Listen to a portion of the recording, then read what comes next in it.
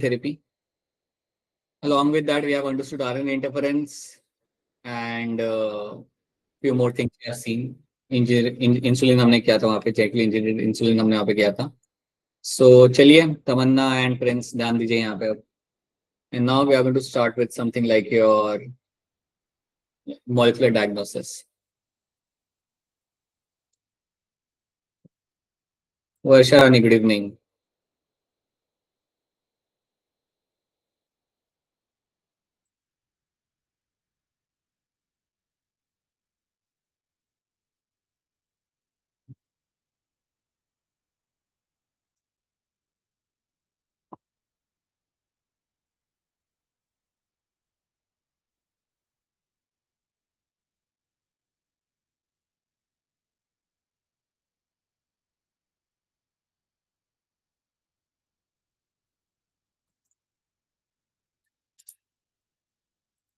Alright, ठीक है. So let's start with the molecular diagnosis वाली चीज हम यहाँ पे स्टार्ट करते हैं.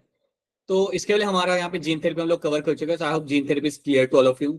आई होप आपने इनसाइड भी एक बार जाके पढ़ ली होगी. It's a very simple topic. एक बार अगर आपको ये सारी चीजें समझ आ रही है, अगर आप इतनी चीजें अगर आप अपने जहन में रख सकते हो, what are the things which are doing over here, so you can remember the gene therapy very easily, right.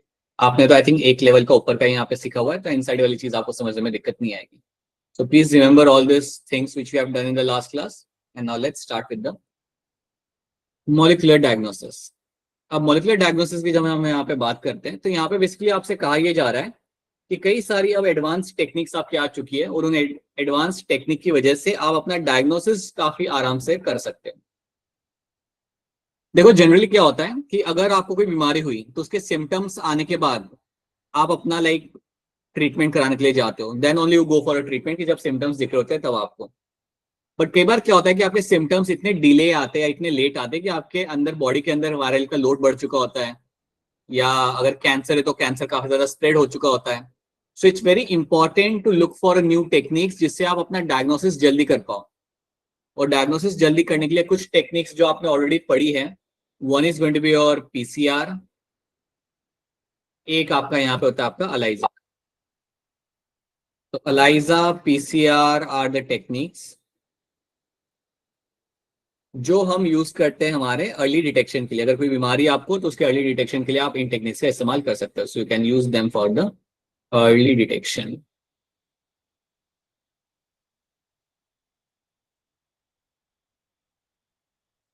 अब यहाँ पे जब मैं बात कर रहा हूँ यहाँ पे पीसीआर एलाइजा की, तो पीसीआर एलाइजा आप दोनों वेल नोन है for detection of one of the condition of your HIV.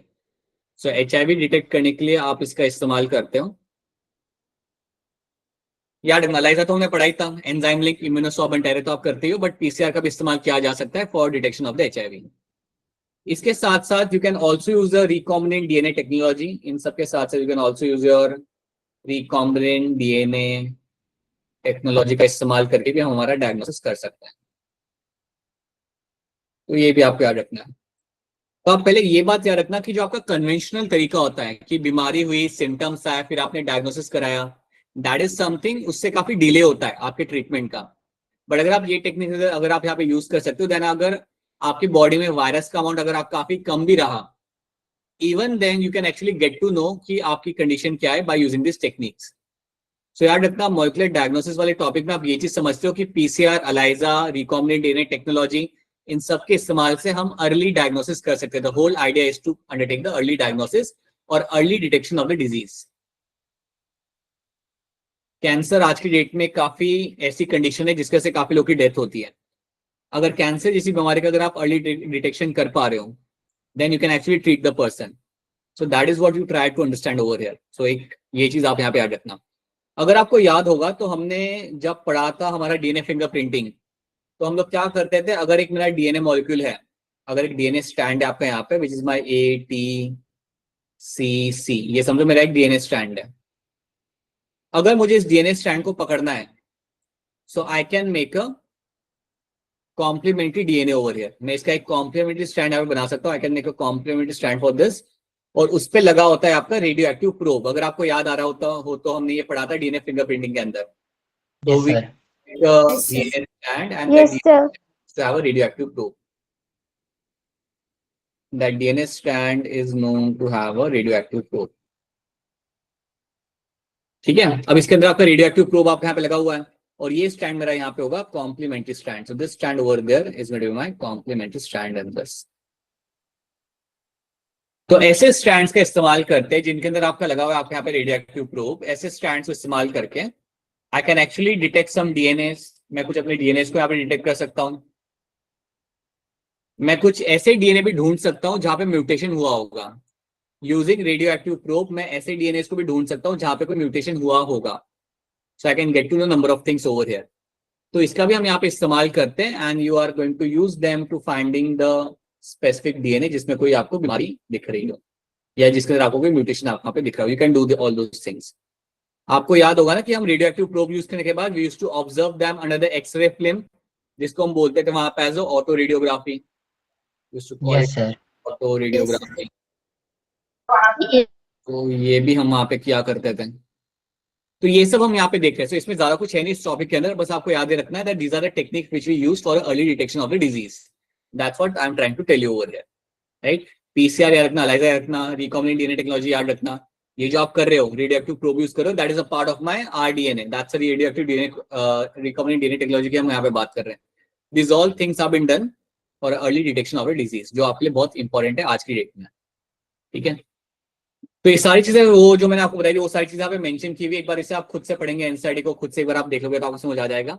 यहाँ पे बस मैं आपको एक चीज बताना चाहूंगा कि आपने इवन अगर कोविड का अगर आपको दिन याद है अगर आपको, तो कोविड के दिन पे भी आपकी जो टेस्ट आप कराते थे वो आपका आरटीपीसीआर ही था. कोविड डिटेक्ट करने के लिए आप जो टेस्ट कराते थे वो आपका आरटीपीसीआर ही आप कराते थे. तो आरटीपीसीआर जब आप करा रहे होते थे वहां पे तो उससे आपका अर्ली डिटेक्शन आपका होता था. If you remember this thing, तो आपका अगर सिम्टम्स नहीं भी दिख रहा और अगर आप टेस्ट करा रहे हो तो कई बार आपको पॉजिटिव आता था. बिकॉज आरटीपीसीआर के अंदर आप क्या कर सकते हो, अगर आपका वायरल लोड अगर आपका काफी कम भी हो, अगर आपका वायरल डीएनए अगर आपका कम भी हो वहां पे, even then you will be finding कि आप अपना वहां पे लाइक डिटेक्शन कर सकते थे वहां पे. इवन देन आपका आरटीपीसीआर डिटेक्ट करता था कि आपके बॉडी में वायरस है. ठीक है, so even if you have a very low amount of viral load, even then you can actually detect them by using this RT-PCR or other advanced technique. यहाँ पे मेंशन क्या हुआ है, अगर से यहाँ पे अगर आप पढ़ोगे very low concentration of bacteria or virus at a time when the symptoms of a disease are not yet visible can be detected by amplification of their nucleic acid by PCR. और यही चीज आपको होते हुए मिलती थी जब आप करते थे अपना RT-PCR ड्यूरिंग द कोविड वाली डेज के अंदर. ठीक है, So these are the things you have to know in this. बाकी चीजें आप अपने एंड पे से आप यहाँ पे पढ़ सकते हो, right. And early detection is very important for us. अब यहाँ पे एक चीज आपको बताना चाहूंगा यहाँ पे. सो यहाँ पे they are discussing something in terms of my your complementary DNA strands जो हम बनाते हैं after before doing the autoradiography. So यहाँ पे जो हमने बात किया था, यू टेक द डीएनए और आरएनए स्ट्रैंड, इसके अंदर आप लगाओ अपना रेडियो एक्टिव प्रोब अपना यहाँ पे लगा दो, right. And then you allow this to hybridize with a complementary DNA in a clone of cells, followed by detection of the using autoradiography.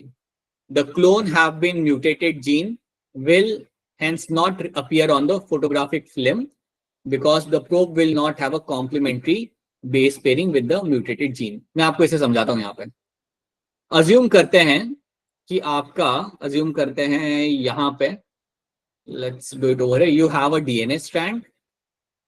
You have a DNA strand और इस DNA strand के अंदर you have A, T, then you have a C over here. और यहाँ पे आपका C होना चाहिए था लेकिन आपका यहाँ पे A है. यहाँ पे आपका A लगा हुआ है. यहाँ पे C होना चाहिए लेकिन आपका यहाँ पे A और फिर आपका वापस आपके यहाँ पे है G. तो यहाँ पे आपका म्यूटेशन हुआ पड़ा है. So here you have the mutation. अब ये म्यूटेशन को डिटेक्ट करने के लिए आप अपना कॉम्प्लीमेंट्री बेस पेयरिंग का टेक्निक यूज कर सकते हो.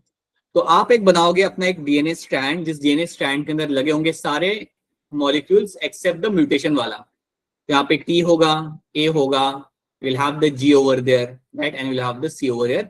बट म्यूटेशन वाला जो आपका नया यहाँ पे डीएनए लग चुका है या जहाँ पे आपका म्यूटेशन है उसके लिए आपकी बेस पेयरिंग आपको यहाँ पे नहीं मिलेगी. तो ऐसे करके भी आप आइडिया लगा सकते हो कि आपका म्यूटेशन कहाँ हुआ है.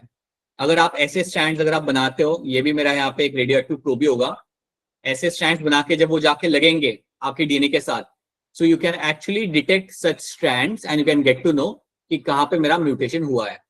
तो अगर आप ऐसे स्ट्रैंड्स बनाओगे then you can actually understand कि मेरा म्यूटेशन कहाँ हुआ है and then you can also understand कि इससे क्या होगा। तो ये चीज आपको यहाँ पे याद रखनी है। Then you have this thing over here written, यहाँ पे अलाइजा के बारे में कुछ मेंशन किया हुआ है, इसको मैं आपको अलग से समझाता हूँ। Now let me tell you something about ELISA, इसको आप आराम से सुनना। अलाइजा में करते क्या है, अलाइजा जिसको हम यहाँ पे बोलते हैं as enzyme linked immunosorbent acid, ये टेक्निक में किया क्या जाता है, एक बार इसे सीख लो ताकि अगर आगे कोई क्वेश्चन आया इसके ऊपर बेस तो आप कर पाओगे। सी, स्टार्टिंग से सीखो। देखो यहाँ पे हो क्या रहा है, समझो आपके पास एक केस आया, आपके पास एक पेशेंट आया और patient is a possible case of HIV। तो आप उस क्या करोगे, इसके अंदर आप उसका ब्लड सैंपल लोगे। आपने उस पेशेंट का ब्लड सैंपल लिया, ब्लड सैंपल लेने के बाद after collecting the blood sample, उस ब्लड सैंपल में से आप अलग करोगे अपने प्लाज्मा को। सो ब्लड सैंपल में से आपने अलग करना है आपका प्लाज्मा।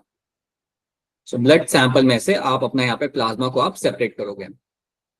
प्लाज्मा को सेपरेट करने के बाद इस प्लाज्मा को आप डालोगे अलाइजा ट्रे के ऊपर। आप यहाँ पे देख सकते हो एक ट्रे है आपके सामने, इसको हम बोलते हैं अलाइजा ट्रे। अभी इसमें आपको कलर दिख रहा है लेकिन वैसे जो ट्रे होती है वो खाली होती है, ट्रांसपेरेंट होती है। So this is my ELISA tray. और ये जो एक एक स्ट्रक्चर जो है ना आपका, इसे हम कहते हैं वेल, इसको हम बोलते हैं यहाँ पे as a well. Generally ELISA tray के अंदर 96 वेल होते हैं, तो ऐसे ही आप सारे वेल्स के अंदर अपने प्लाज्मा को डालोगे। तो याद रखना हर एक ट्रे, ये ट्रे के अंदर आपके 96 वेल्स है और हर एक वेल के अंदर आप अपने प्लाज्मा को लोड करते हो। So this plasma will be added into the wells, it will be added into the well. So यहाँ पे मैं एक वेल बनाता हूँ और इमेजिन करो कि इस वेल के ऊपर हम कर रहे हैं यहाँ पे फोकस, एक सिंगल वेल के ऊपर हम यहाँ पे फोकस कर रहे हैं और ऐसे मैंने सारे वेल्स के अंदर मेरा यहाँ पे प्लाज्मा डाल दिया। सो सबके अंदर मैंने अपना प्लाज्मा का लोड वहां पे डाल दिया। प्लाज्मा के अंदर अगर मेरा HIV का एंटीजन है तो वो HIV का एंटीजन नीचे जाके यहाँ पे लग जाएगा। अगर मेरा प्लाज्मा के अंदर एंटीजन लगा हुआ है, अगर प्लाज्मा के अंदर अगर HIV का एंटीजन है तो वो नीचे जाके वहां पे चिपक जाएगा। सो ये है मेरा यहाँ पे HIV का antigen. So this is my HIV antigen. अब क्या आप इस एंटीजन को नेकेड आई से देख सकते हो? The answer is no. मैं इस एंटीजन को नेकेड आई से तो देख नहीं सकता। ठीक है, अब देखो हमने यहाँ पे किया क्या, इमेजिन करो कि आपने ट्रे के अंदर अपना लोड कर दिया प्लाज्मा को और उसके बाद आप उसे ओवन में रख दोगे। मतलब आप इंक्यूबेट करने के लिए उसे वहां पे रख देते हो, ओवन में रखते हो। मतलब ये वो ओवन है जो आप लैब में यूज करते हो। ये ओवन वो नहीं है जिसके अंदर आप अपना केक बनाते हो या ब्रेड बना रहे होते हो, राइट? इससे ओवन जो आप लैब में यूज करते हो। तो इस ओवन के अंदर आप अपना ट्रे को रखते हो, उसे इंक्यूबेट करते हो और इंक्यूबेट करने के बाद क्या करोगे, उसे आप बाहर निकालोगे, राइट? आप इंक्यूबेट इसलिए करते हो ताकि अगर HIV के एंटीजन है तो नीचे जाके चिपक जाए, राइट? ये आपने कर लिया। अब आप यहाँ पे क्या करोगे, you will add your primary antibody. अब आप यहाँ पे डालोगे अपनी प्राइमरी एंटीबॉडी। तो मैं आपको एक काम करता हूँ, I will make one more well over here ताकि हम यहाँ पे देख सकें। सो यहाँ पे आपका वेल बना के रखा हुआ है एक और मैंने, और इस वेल के अंदर यू हैव योर एंटीजन यहाँ पे मेरे चिपके हुए हैं। अब मैं डालता हूं मेरा यहाँ पे प्राइमरी एंटीबॉडी, मैं यहाँ पे लगाता हूँ। So let's say I will add my primary antibody. Primary antibody आपकी ऐसी होती है जो जाके एंटीजन के साथ जाके चिपक जाएगी। So this primary antibody will go and attach with the antigen. ये एंटीजन के साथ जाके चिपक जाती है। तो समझो मैंने यहाँ पे प्राइमरी एंटीबॉडी डाली तो ये आएगी यहाँ पे और आके एंटीजन के साथ जाके यहाँ पे चिपक जाएगी। So it will attach with the antigen. कुछ एंटीबॉडी होगी जो चिपक नहीं पाएंगी, हर किसी को बाइंडिंग साइट नहीं मिली ना यहाँ पे, तो कुछ एंटीबॉडी आपके यहाँ पे अटैच नहीं कर पाई। तो जो एंटीबॉडी यहाँ पे अटैच नहीं कर पाई इसको हम निकाल देंगे। कैसे निकालेंगे? वॉशिंग करके। तो जो एंटीबॉडी वहां पे हवा में घूम रही है और जो एंटीजन के साथ चिपक नहीं पाई, अटैच नहीं कर पाई, अपने को बाइंड नहीं कर पाई, those antibody has to be remove. तो क्या करोगे आप यहाँ पे, करोगे अपनी यहाँ पे वॉशिंग। सो स्टेप नंबर 2 आपका यहाँ पे क्या होता है, यू डू द वॉशिंग। अब जब मैं यहाँ पे वॉशिंग कर रहा हूं तो आपको नल के नीचे जाके खड़ा नहीं रखना, मतलब अपने ट्रे को। ऐसा नहीं कि आप अपनी ट्रे को लेके नल के नीचे जाके रख दिया आपने, वहां पे बर्तन नहीं साफ कर रहे आप, you are cleaning the ELISA tray. तो एक सॉल्यूशन आता है आपका PB220 करके, उससे आप वॉश करोगे। तो जब आप इसे वॉश करोगे तो आपका ये जो अनबाउंड एंटीबॉडी था वो आपका निकल जाएगा। ठीक है, ये चीज हमने यहाँ पे कर ली। इसके बाद हम क्या करेंगे, I will add one more antibody. अब मैं यहाँ पे डालूंगा मेरे यहाँ पे secondary antibody. So primary antibody डालने के बाद I will add the secondary antibody. अब सेकेंडरी एंटीबॉडी थोड़ी यहाँ पे इंटरेस्टिंग होती है। क्यों इंटरेस्टिंग होती है? वो जाके बाइंड करती है प्राइमरी एंटीबॉडी के साथ। So they will go and bind with the primary antibody. और इंटरेस्टिंग बात यह है कि इनके ऊपर लगा होता है एक substrate. So let me show you this. So मेरी सेकेंडरी एंटीबॉडी जाएगी और वो अटैच करेगी मेरे यहाँ पे प्राइमरी एंटीबॉडी के साथ, और इसके ऊपर लगा होगा आपका यहाँ पे सबस्ट्रैट। इसके ऊपर लगा होता है एक छोटा सा आपका यहाँ पे सबस्ट्रैट, एस मतलब आपका यहाँ पे सबस्ट्रैट आपका यहाँ पे लगा हुआ है,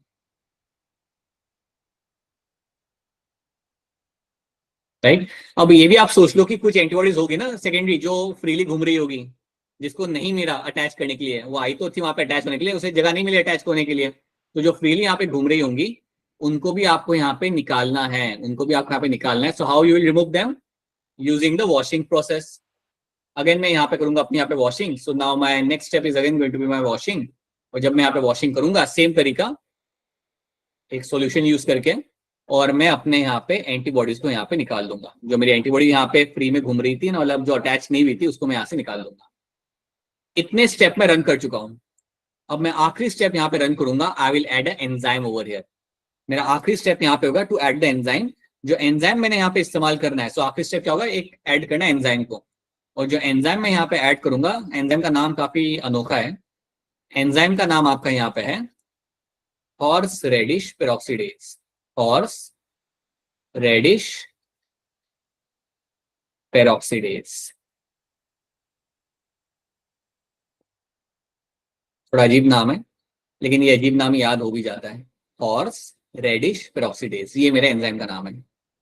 जैसे ही मैंने अपना एंजाइम वहां पे डाला, जैसे ही मैंने अपने ट्रे के अंदर एंजाइम डाला, मेरी ट्रे के अंदर ब्लू कलर डेवलप करेगा। जैसे ही मैंने एंजाइम डाला, सो बेसिकली जो आपका एंजाइम आता है ना यहाँ पे, तो enzyme will act on the substrate. ये बात तो आप जानते हो ना, एंजाइम सबस्ट्रैट के साथ एक्ट करता है। तो जैसे ही आपने यहाँ पे एंजाइम डाला, तो सबस्ट्रैट के साथ एक्ट करेगा, उसके ऊपर एक्ट करेगा, and there will be a development of the colour. जैसे ही आपको कलर डेवलप होते हुए यहाँ पे दिखा, समझ जाना the person is HIV positive. जैसे ही आपको यहाँ पे कलर दिखता है, that is a clear cut indication that my person is going to be HIV positive. तो जब भी आपको अलाइजा के बारे में सवाल आएगा, तो ELISA is actually based on antibody antigen interaction. It is based on, ELISA पूरा प्रोसेस आपका बेस्ड है on antibody antigen interaction. It is based on antibody antigen interaction. इसके ऊपर बेस्ड होता है आपका अलाइजा का प्रोसेस। और जैसे आपका कलर डेवलप हुआ, that is a very clear indication that with HIV। पहले ये बताओ, क्या ये वाली बात आपको यहाँ पे समझ आ रही है? ये स्टेप्स आपको समझ आ रहे हैं यहाँ पे? Yes, Yes. सवाल हो तो पूछ सकते हो आप, कोई सवाल हो तो yes, sir. कोई चीज नहीं आ रही, ठीक है। So that is what you find happening हो रहा है। तो ये आपको मैंने एक अलाइजा यहाँ पे बता दिया कि इस तरीके से होता है। अब थोड़ा लॉजिक लगाओ। लॉजिक यहाँ पे ये लगाने के लिए मैं आपसे कह रहा हूँ कि आप सोचो कि आपके पास पेशेंट आया, लेकिन वो HIV पॉजिटिव नहीं है। इमेजिन करो कि एक पेशेंट आया और वो पर्सन आपका HIV पॉजिटिव वहां पे नहीं होता। अब आप थोड़ा सोचो कि जब आप उसके प्लाज्मा को डालोगे, when you will add the plasma in the well, जब आप उसके प्लाज्मा को वेल में डालोगे, तो उसके प्लाज्मा में तो HIV का एंटीजन है नहीं, यू हैव नो एंटीजन।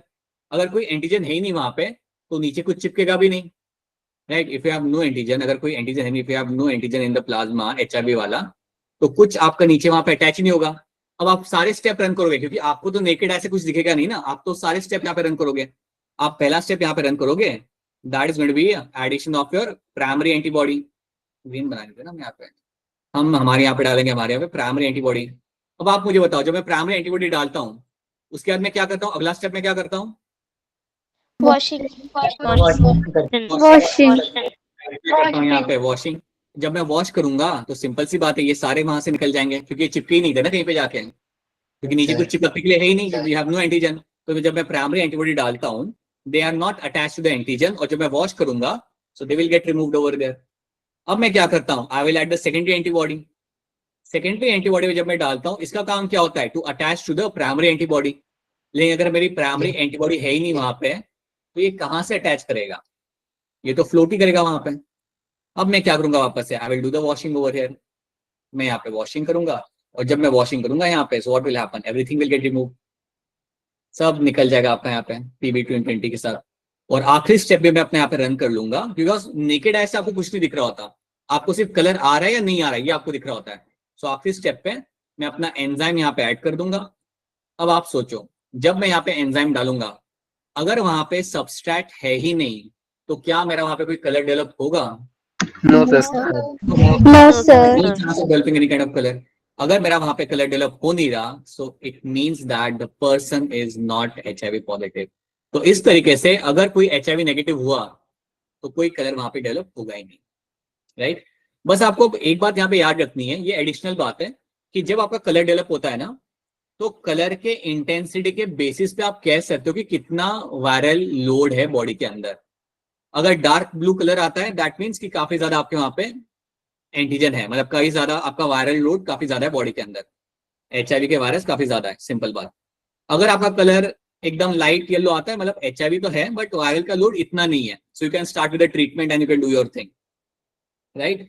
लेकिन अब आप एज ए डॉक्टर आप ऐसे नहीं बोल सकते ना कि हाँ जी आपका कलर थोड़ा डार्क आ रहा है सो प्रॉब्लम ज्यादा है, right. You have to calculate that colour into number. Simple आप रिपोर्ट में नहीं लिख सकते ना कि हाँ लाइट ब्लू आया था कलर आपका, इतनी दिक्कत नहीं है, या डार्क ब्लू आया था कंसर्न बढ़ा है, you can not right that ना।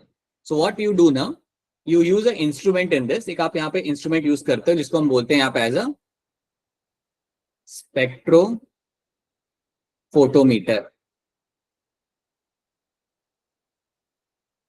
स्पेक्ट्रोफोटोमीटर आपके यहाँ पे क्या करता है, वो एक्चुअली में आपके कलर के इंटेंसिटी को देखेगा, ये मशीन आपके कलर की इंटेंसिटी को देखेगी and on the basis of that it will give you the numeric value.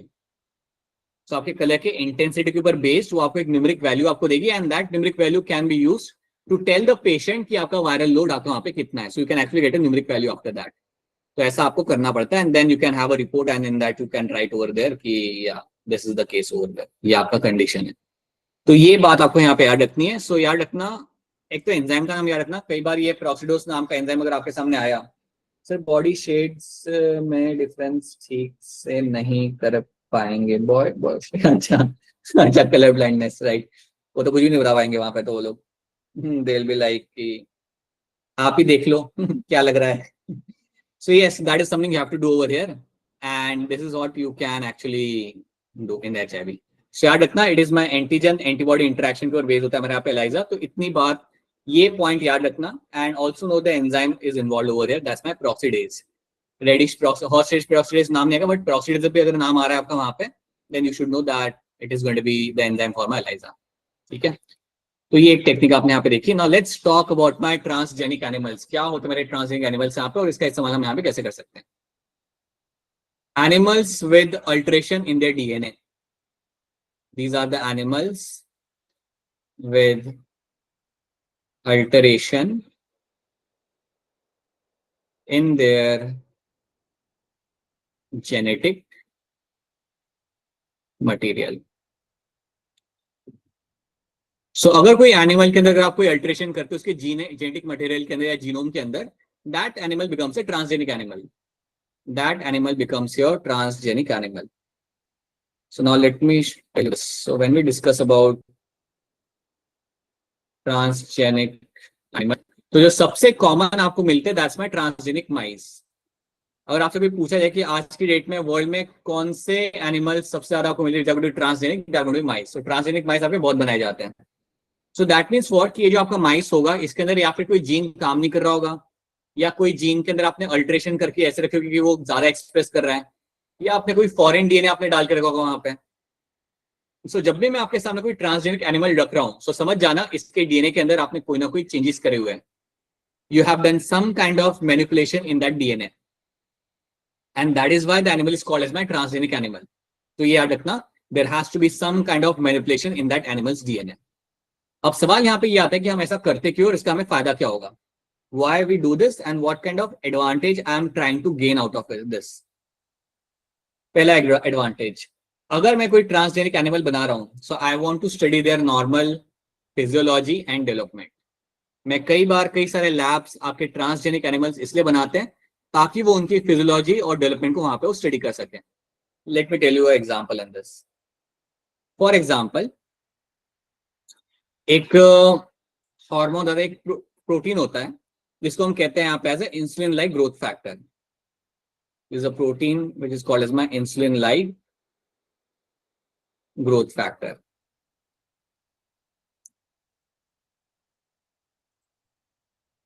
जिसको आप शॉर्ट में इवन बोलते हो एज अ IGF, तो शॉर्ट में इवन आप बोलते हो यहाँ पे एज अ IGF। अभी ये इंसुलिन एक ग्रोथ फैक्टर है आपके बॉडी के अंदर, ये हम सबके अंदर बनता है। अच्छा एक और बात याद रखना, माउस और हमारा जो होता है ना लाइक फिजियोलॉजी वो सेम ही होती है। सो माइस और हमारी फिजियोलॉजी सेम ही होती है, सो दैट इज एडवांटेज कि माइस के ऊपर इसलिए कई सारे एक्सपेरिमेंट किए भी जाते हैं because we have a same insulin बनता है, उसके बॉडी में भी इंसुलिन बनता है, हमारे बॉडी में जो एंजाइम्स बनते हैं वो भी उसके बॉडी में बन रहे होते हैं, that's enzymes, so like we are very much same. Okay, तो एक आपका यहाँ पे ग्रोथ फैक्टर है, इसे हम कहते हैं आईजीएफ। आपको स्टडी करना है कि आईजीएफ का काम क्या होता है, यू वांट टू अंडरस्टैंड कि आईजीएफ का एक्चुअली में बॉडी के ऊपर क्या रोल होता है। तो आप क्या करोगे, you will make a transgenic माइस, आप बनाओगे अब एक आपका यहाँ पे ट्रांसजेनिक माइस, और उस ट्रांसजेनिक माइस के अंदर you will have a deletion of a gene. इस माइस के अंदर आप क्या करोगे, you will have a deletion of gene जो बना रहा था आपके लिए आईजीएफ। तो आईजीएफ बनाने वाला जो आपका जीन है आपका, वहां पे उसने आपने उसे वहां पे जाके डिलीट कर दिया। आपने किसी तरीके से वो जीन को आपने डिलीट कर दिया by adding some foreign DNA over there, या by doing some kind of modifications. आपका जो जीन था वहां पे आईजीएफ वाला, वो आपका काम नहीं कर रहा। अब अगर आपका आईजीएफ वाला जीन वहां पे काम नहीं करा तो सिंपल सी बात है, आपका आईजीएफ बनेगा नहीं वहां पे। सो अब आप सोचो, आपके पास चार पांच आपके पास माउस है, you have 4-5 mice over there and they have no IGF, उनके अंदर आईजीएफ नहीं बन रहा। And then on the other hand आपके पास और भी 4-5 आपके पास माइस है जिनके अंदर आपका आईजीएफ बन रहा है। अब आप अपना कंपेयर करोगे उनकी ग्रोथ को, और जब आप उसकी ग्रोथ को कंपेयर करोगे आपको पता चलेगा कि अगर आईजीएफ नहीं है तो मसल डेवलपमेंट वहां पे नहीं हो रहा माउस के अंदर, माउस ज्यादा लेथार्जिक हो रहा है, माउस का ओवरऑल डेवलपमेंट स्लो हो रहा है, माउस वेट गेन नहीं कर पा रहा, number of things you might find happening over there. और इस तरीके से आप समझ पाते हो कि एक पर्टिकुलर जीन का क्या इंपैक्ट हो सकता है एक नॉर्मल फिजियोलॉजी के ऊपर। This is what you can do with your mouse, this is what you can do with other animal as well. So insulin like growth factor यहाँ पे एक एग्जाम्पल था, और इस तरीके से आप सीख पाते हो, आई कैन एक्चुअली अंडरस्टैंड कि आईजीएफ करता क्या है, क्योंकि दूसरे माउस के अंदर वो सब हो रहा है, मसल डेवलपमेंट आपका हो रहा है, स्केलेटल ग्रोथ आपका वहां पे अच्छा हो रहा है, माउस लेथार्जिक नहीं है। So I can actually say that कि आईजीएफ के ये सारे रोल्स होते हैं। और जब मैंने आईजीएफ वाले जीन को हटा दिया वहां से, तो मेरे माउस के अंदर ये चीजें होते हुए मुझे वहां पे नहीं मिली। तो ये आपको यहाँ पे याद रखना है। Same thing I can do with the other disease as well. अगर मुझे देखना हो कि इंसुलिन का क्या इंपैक्ट होता है, अगर मुझे समझना हो कि इंसुलिन हार्मोन का क्या इफेक्ट होता है बॉडी के ऊपर, तो मैं वो जीन को बंद कर दूंगा। मैं एक ऐसा लैब रैट बनाऊंगा, ऐसी स्ट्रेन बनाऊंगा जिसके अंदर इंसुलिन बनता ही नहीं है, और फिर मैं स्टडी करूंगा उसको और दूसरे लैब रैट्स को, एंड आई विल अंडरस्टैंड कि इंसुलिन का क्या रोल होता है नॉर्मल बॉडी के अंदर। So this is something you can find happening in my normal physiology and development के अंदर। तो ये चीज आप यहाँ पे कर सकते हो। This is what you can do over here. क्या ये बात आपको यहाँ पे समझ आ रही है? Is this clear to all of you? Yes. Yes, sir. Yes. That is what you can do. और इस तरीके से आप हर एक जीन का या हर एक सर्टेन प्रोटीन का फंक्शन आप यहाँ पे समझ सकते हो। लैब रैट आप सब ने नहीं देखे होंगे, आपने पेट शॉप में देखे होंगे, ये सब लैब में तो मिलेंगे नहीं आपको, क्योंकि स्कूल में ये सब यूज नहीं किया जाता। बट कई सारी स्ट्रेन्स बनाई जाती है ट्रांसजेनिक एनिमल्स की, जिन विच हैव सम ट्रेड्स, और उनको हम यूज करते हैं। ठीक है, वैसे एक और बात बताऊं आपको, अगर आपने इसे निकाल के बाहर छोड़ दिया ना रोड पे, तो ये ज्यादा टाइम सर्वाइव नहीं कर पाएगा। It's not a wild rat, they are grown in lab, they stay in labs and they survive in lab. तो अगर आपने इसे रिलीज कर दिया बाहर, आपने अपनी वो ह्यूमैनिटी दिखा के अगर आपने लेके उसे अगर आपने बाहर छोड़ दिया तो वो गया, it won't survive. That actually happens. मतलब आई टेल यू, अगर एनिमल हाउस के अंदर भी अगर वो रैट निकल जाता है ना, बाहर निकल जाता है, और वहां पे अगर घूम रहा होता है, तब भी वो सर्वाइव नहीं कर पाता। They can not survive by their own, right? So they die quite early. So this happens. You must be knowing this. I think आपको ये बात मालूम नहीं मालूम है, इवन बर्ड्स के साथ भी ऐसा होता है। आपको जो बर्ड्स मिलते हैं ना पेट शॉप के अंदर, आप उन्हें यहाँ पे रिलीज नहीं कर सकते हैं। आप अगर पेट शॉप पे जाओगे तो आपको कलरफुल बर्ड्स आपको मिलेंगे, यहाँ पे बजरीगर होते हैं, लव बर्ड्स होते हैं, कॉकाटेल नाम के बर्ड्स, या different kind of birds over there, but you can not release them into the wild. आप ऐसा सोच के कि इनको मैं रिलीज करती हूँ, जिंदा रहेंगे, खुश रहेंगे, ऐसा कुछ नहीं होने वाला। Once you release them, within a span of week कोई उन्हें आके खा जाएगा, क्योंकि वो नेटिव नहीं है। So species which are not native, they don't survive. ठीक है, और नाउ लेट्स अंडरस्टैंड। ये हमने यहाँ पे देख लिया। So normal physiology and development हमने यहाँ पे देख लिया। सो देखो हम यहाँ पे क्या लिखा हुआ है, Transgenic animals can be specifically designed to allow the study of how genes are regulated. कैसे genes regulate करे जाते हैं वो हम सीख पाते हैं. How they affect the normal function of the body and its development. कैसे वो normal function को affect करते हैं. Study of complex factors involved in growth, such as insulin-like growth factor. By introducing a gene from a species that alter the formation of this factor. हमने एक ऐसा gene वहां पे डाल दिया जिससे आपका ये फैक्टर सही से बन नहीं रहा था. अल्टरेशन मतलब आपका जीन, आपका जो फैक्टर बनना चाहिए था वो आपका सही से बन नहीं रहा. अब अगर आपका पे अल्टरेशन हो गया, दैट मीन्स आईजीएफ आपका यहाँ पे नहीं बन रहा. And studying the biological effect of the result. Information is obtain about the biological role of a factor in the body. इस तरीके से आप उन्हें वहां पे आप स्टडी कर सकते हो. Second, study of disease. आप अपने लैब रैट्स को या ट्रांसजेनिक एनिमल्स को इस्तेमाल कर सकते हो कई सारी बीमारियों को समझने के लिए. सो बेसिकली आप बना सकते हो transgenic animals. You can make a transgenic rat. Let's take example of rat right now. You can make a transgenic mice and this transgenic mice will have number of diseases. इसमें कई सारी आपको बीमारी आपको यहाँ पे दिख सकती है. For example you can make a transgenic rice जिसके अंदर हो रहा हो कैंसर. आप कोई ट्रांसजेनिक राइस माइस बना सकते हो जिसको हो diabetes. Right, you can make a transgenic rat who is suffering with the something like your cystic fibrosis. ऐसे कई सारे आप मॉडल्स बना सकते हो. कैसे बना सकते हो? By altering their DNA. आप समझो इस बात को, सिंपल है. अगर मुझे एक माइस चाहिए जिसको डायबिटीज हुआ है, मुझे क्या करना होगा? I have to shut down the gene of insulin. अगर मैं उस माइस के अंदर उसका जो जीन होगा इंसुलिन का अगर मैं बंद कर दूं, so what I will have a mouse who is suffering with diabetes. फिर मैंने माउस पकड़ा और उसके अंदर जो जीन था इंसुलिन का उसको मैंने शट डाउन कर दिया. एक टर्म यूज करते हैं बायोटेक के अंदर, नॉक ऑफ करना. नॉक ऑफ करना मतलब बंद करना. सो इंसुलिन वाले जीन को हमने यहाँ पे, लेकिन मैं यहाँ पे सिंपल टर्म यूज किया, मैंने यहाँ पे से डिलीट कर दिया. अगर मैं ये कर देता हूं then I have a rat who is suffering with the diabetes. अब ऐसा करते क्यों है? हम क्यों उन्हें वहां पे डिजीज कॉज कर रहे हैं? डिजीज हम वहां पे इनके इसलिए कॉज कर रहे हैं लैब रैट के अंदर ताकि हम समझ सके कि डिजीज प्रोग्रेस कैसे करती है. अगर हम एक कैंसर कॉज कर रहे हैं माइस के अंदर, so we are trying to understand कि कैंसर आपका कैसे स्प्रेड हो रहा है, कितना टाइम लग रहा है, और अगर मैं कोई वहां पे मेडिसिन यूज कर रहा हूं, अगर मैं कोई ट्रीटमेंट यूज कर रहा हूं तो ट्रीटमेंट का वहां पे कितना इफेक्ट होगा. Such things can be understood by using these transgenic animals, or one of the examples is my transgenic mice having different kind of disease. और कई सारी like majority of the disease जो humans में होते हैं वो lab में भी माइस में भी आप करा सकते हो. चाहे अल्जाइमर हो गया. अल्जाइमर आपने शायद सुना होगा. अल्जाइमर इज अ कंडीशन जहां पे आपका मेमोरी लॉस होता है. You are not able to remember anything. Yes sir. ये आपका एज में ये होता है.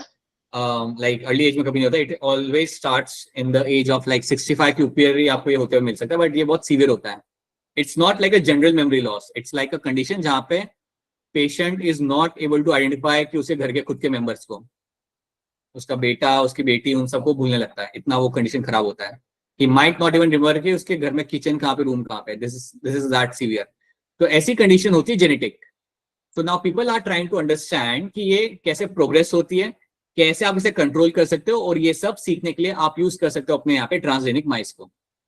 याद रखना, study of disease is again one of the very important factor और important aspect of using this transgenic animals. जिसमें mice are very well used over here. You can create a mice with the number of genetic disorder and then you can study how they progress and the treatment as well. Right? तो ये बात आपको यहाँ पे याद रखनी है. You can make such animal for this understanding. तो यहाँ पे मैं NCERT की लाइन्स आपको बता देता हूँ. Many transgenic animals are designed to increase our understanding of how genes contribute to development of the disease. ये हम सीखने के लिए हम उन्हें यहाँ पे बनाते हैं. They are specially made to serve as a model for human disease so that investigation of a new treatment for the disease is made possible. तभी तो आप देख पाओगे कि आपकी जो ट्रीटमेंट है उस पे काम कर भी रही या नहीं कर पा रही. Once you have a model in front of you, so that is why we do them. Today's transgenic models exist for many human diseases like cancer, cystic fibrosis, rheumatoid arthritis and Alzheimer. इन सब के लिए आपके models बनाए जाते हैं और उनको भी स्टडी किया जाता है. अच्छा, मुझे एक बात बताओ, इन सब में से आपका कौन सा बीमारी है जो है आपका auto immune condition? Rheumatoid arthritis. Right, Anshika बिल्कुल सही. Rheumatoid arthritis is my autoimmune condition, और अगर आपको याद होगा तो ये जो ऑटोइम्यून कंडीशन जो मेरे यहाँ पे रूमेटॉइड अर्थराइटिस वाली, इसके अंदर you will find that your own immune cells will start killing your own cells, right. ये आपके जॉइंट्स में जाके अटैक करना चालू करते हैं। याद रखना, ये सब बातें भूलनी नहीं है। ह्यूमन हेल्थ वाले चैप्टर में पढ़ा था हम लोगों ने, योर ऑटो इम्यून कंडीशन। याद आ रहा है नहीं आ रहा? ये सब इवेपोरेट हो जाता है। Yes, sir. Yes, You sir. have an autoimmune condition in which आपके खुद के इम्यून सेल जाके आपके खुद के सेल को खत्म करना चालू करते हैं। So yeah, these are the examples you have to know in terms of like study of disease के अंदर ये सारे आप डिजीज वाले मॉडल्स आप बना सकते हैं। बायोलॉजिकल प्रोडक्ट, ये भी एक काफी इंपॉर्टेंट पार्ट है। You can make transgenic animal, जिनमें से आपको आपके काम के प्रोडक्ट्स आप बना सकते हो। सो यहाँ पे मैं इनको यूज करूंगा हमारे बेनिफिट के लिए, एनिमल्स को। तो फॉर एग्जाम्पल मैं आपको यहाँ पे एग्जाम्पल से ट्राई स्टार्ट करता हूँ। You have example of A one protein alpha antitrypsin. Sir starting with Prince, ये क्या है बेटा? चैट बंद करना पड़ेगा मुझे, बातें कर रहे हो आप लोग, थोड़े दिनों के बाद लड़ना चालू करोगे वहां पे। चलो चलो ध्यान दो यहाँ पे भी। सो यू हैव अल्फा एंटीट्रिप्सिन, यहाँ पे सब लोग ध्यान देंगे। क्या चलिए वैसे बात यहाँ पे, should use criminal for trial. अच्छा हाँ क्रिमिनल, हाँ नहीं बात तो सही है आपकी। जिसने कैपिटल पनिशमेंट किया होगा उसको देने का ट्रायल पे, ट्रीटमेंट हो रहा है नहीं हो रहा, but that is actually again ethically wrong होता है, वो इसलिए करते नहीं है। Okay, so now let's talk about alpha antitrypsin. यहाँ पे ध्यान दो चलो। So alpha antitrypsin is one of your protein. It is, ये आपका प्रोटीन होता है, और ये प्रोटीन हमें बनते हुए मिलता है हमारे ट्रांसजेनिक एनिमल्स से। So I have actually created a transgenic sheep. हमने क्या किया था, आज से कुछ सालों पहले एक शीप बनाई थी, ट्रांसजेनिक शीप। अब जो ट्रांसजेनिक शीप थी, इसके अंदर बन रहा था आपका ये protein. So in that sheep this protein was getting formed. कौन सा प्रोटीन? अल्फा एंटीट्रिप्सिन वाला प्रोटीन। और वो प्रोटीन कहां पे बन रहा था? That protein was getting formed in the milk.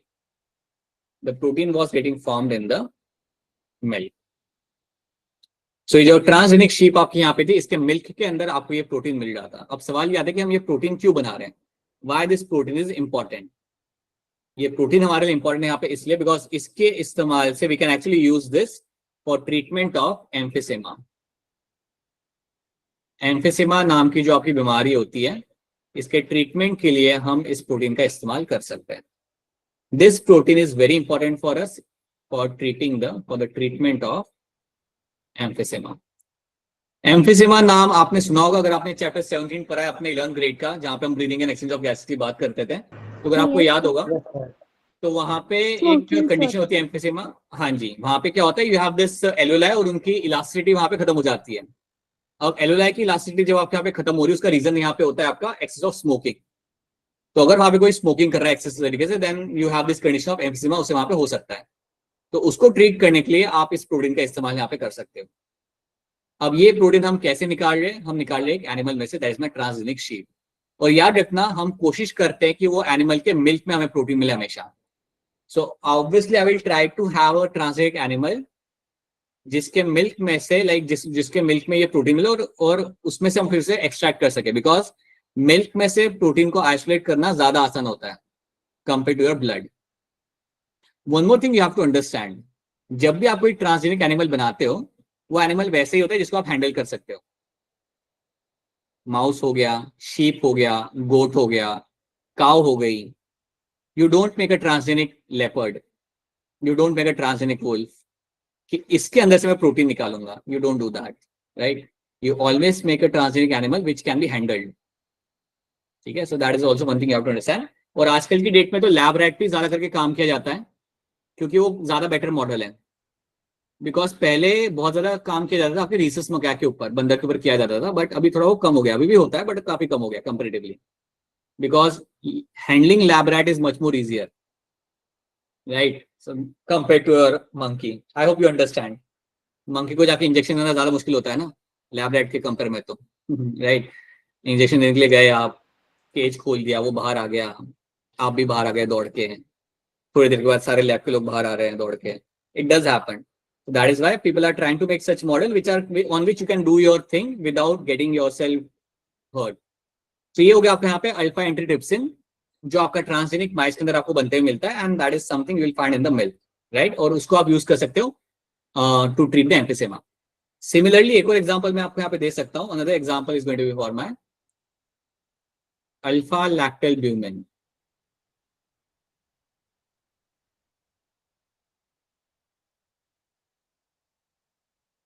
Alpha lactalbumin is also one of the protein, और ये प्रोटीन आपको मिलता है, this again which was seen to be formed in the transgenic cow में, ये बनते हुए मिला था अगेन। तो ट्रांसजेनिक काउ थी आपके यहाँ पे एक, जिसका नाम था, that was the first transgenic cow, और उसका नाम यहाँ पे आपका था रोजी। सो रोजी नाम की यहाँ पे काउ थी, और ये रोजी नाम की जो आपके यहाँ पे काउ थी, इसके मिल्क के अंदर आपको मिल जाता है आपके यहाँ पे अल्फा लैक्टोल्ब्यूमिन।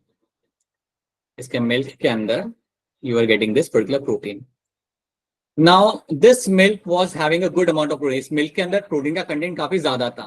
तो इस मिल्क के अंदर जो आपका प्रोटीन का कंटेंट आपका यहाँ पे वाज अराउंड 2.4 ग्राम पर लीटर। ये था प्रोटीन का कंटेंट आपके मिल्क के अंदर, विच वॉज क्वाइट हाई। अब आप में से कुछ लोग कह रहे होंगे कि सर ये तो बहुत कम हो गया सर, ये तो कुछ है ही नहीं, इतनी मेहनत करके आपने गाय बनाई यहाँ पे, और कितना प्रोटीन मिल रहा है यहाँ पे 2.4 ग्राम। बट या that was the content you have, that is the number you have to remember. और ये आपका high content, high nutritional value वाला आपके यहाँ पे मिल्क था, राइट। क्योंकि आप में से अगर कोई लोग वर्कआउट करता होगा, किसी ने सुना होगा वर्कआउट के बारे में कुछ भी, तो दे यूज प्रोटीन, एंड हर एक स्कूप में 20 ग्राम प्रोटीन होता है, right. So when you talk about milk with 2.4 gram protein पर लीटर, सो थोड़ा अजीब लगता है देख के, बट या it is what it is. So you have this transgenic cow, जिसके अंदर मिल्क का कंटेंट इतना, प्रोटीन का कंटेंट इतना यहाँ पे ज्यादा था, और कहा जाता है because it was having a very high protein content, इसकी न्यूट्रिशनल वैल्यू यहाँ पे ज्यादा थी।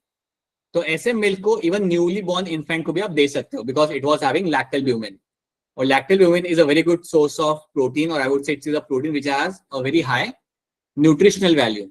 तो इसको आप न्यूली बॉर्न इन्फेंट को भी आप दे सकते हो। तो अगर ऐसे आप बहुत सारे, अगर आप काउस बना सकते हो ऐसे ट्रांसजेनिक काउस, तो the advantage is you are getting a milk which is going to have a high nutritional value. तो ये चीज आपको यहाँ पे याद रखनी है, ठीक है। तो ये दो नाम याद रखना, एक तो अल्फा लैक्टोल्ब्यूमिन, अल्फा एंटीट्रिप्सिन, दोनों के काम क्या है। एक तो यहाँ पे आपको मिल्क मिल जाएगा हाई प्रोटीन कंटेंट, यहाँ पे मेंशन करा मैंने, यहाँ पे you have a high protein content over here, right.